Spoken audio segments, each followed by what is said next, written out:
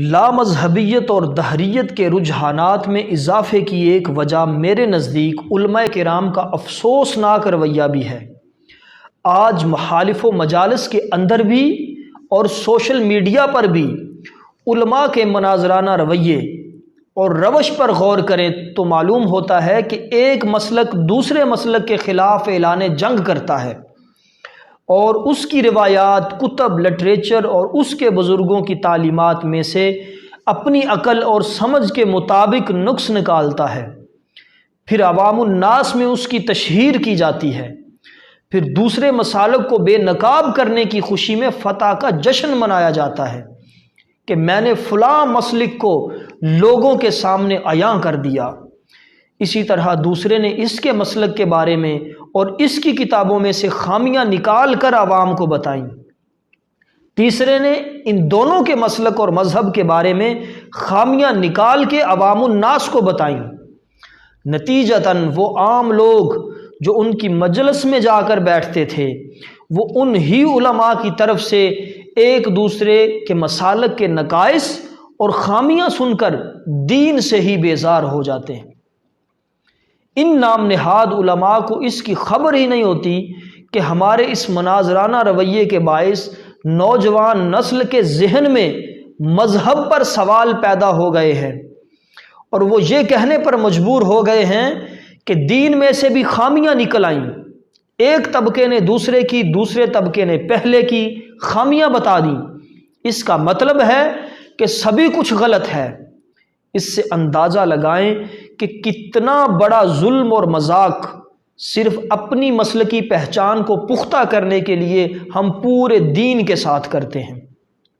ان مناظروں میں علماء، فقہا اور ان کے لٹریچر پر سوال اٹھائے جاتے ہیں اور ان کی شخصیات اور کتب کو عوام کی نگاہ میں ہلکا کیا جاتا ہے۔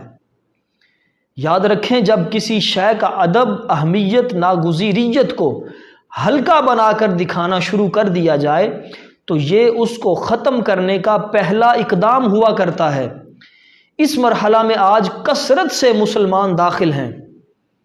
علماء کرام کو اپنے اس کردار پر توجہ دینے کی ضرورت ہے اور سوچنا ہوگا کہ جب علماء ان بزرگان دین اور ان کی کتب اور تعلیمات پر اعتراض کرتے ہیں جو 1400 سال میں اسلام کی اقدار، تعلیمات اور عقائد کے محافظ رہے ہیں، تو اس کا مطلب یہ ہے کہ یہ حملہ دین کی جڑوں پر حملہ ہے۔ آج ان پر سوال اٹھاتے ہیں تو نتیجتاً لوگ آج ان کا انکار کریں گے، پھر کل انہی میں سے طبقہ پیدا ہوگا جو کہے گا کہ ہم حدیث کو بھی نہیں مانتے، ہمیں صرف قرآن کافی ہے۔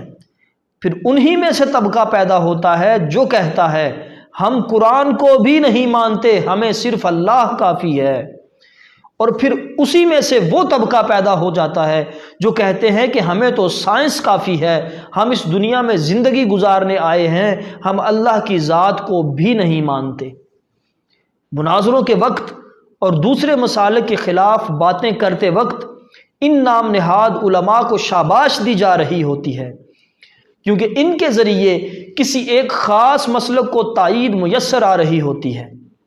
لیکن جب وہ فتنہ پھیلتے پھیلتے بنیادی تعلیمات اور دین اور مذہبی حدود کو بھی پار کرنے لگتا ہے تو اس وقت وہ بات اتنی آگے نکل چکی ہوتی ہے کہ اختیار اور کنٹرول میں نہیں آتی، اور یہی کچھ آج مسلمانوں کے ساتھ ہو رہا ہے۔